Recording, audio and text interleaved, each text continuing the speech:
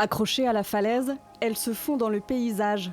La maison du castor a enfin ouvert ses portes après 3 années de travaux et quelques péripéties. On a eu de grosses difficultés avec certaines entreprises parce qu'on est sur un projet un peu atypique, donc des difficultés de réalisation, des travaux qui n'étaient pas au niveau de l'exigence qu'on s'était fixé, et donc on a dû changer de plusieurs entreprises, et donc dans le domaine public, changer les marchés, refaire des marchés, ça prend beaucoup de temps. Ce rongeur semi-aquatique a failli disparaître des rivières d'Europe occidentale jusqu'au XXe siècle, alors chassé pour sa fourrure. Depuis, l'animal est protégé et bien installé dans les gorges du Gardon. S'ils sont désormais une 50aine, il faut s'armer de patience pour les observer. Le castor sait se faire désirer, il ne sort de son terrier qu'à la tombée de la nuit.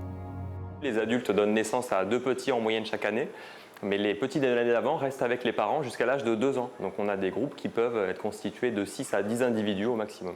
C'est plutôt la femelle qui organise la vie du terrier, qui permet ou non au mâle de rentrer dans le gîte en fonction du moment de l'année et s'il y a des petits ou pas. Expert en apnée, il peut nager ainsi jusqu'à 15 minutes sans remonter à la surface de l'eau. Sa façon de travailler le bois, comment il mange. Combien de temps il reste dans l'eau? Voilà. Et puis même si on habite dans la région, ça ne nous vient pas à l'idée de se dire quand on est en train de se balader ou se baigner qu'il y a une espèce comme le castor qui travaille dans le Gardon. Le musée est ouvert du mercredi au dimanche.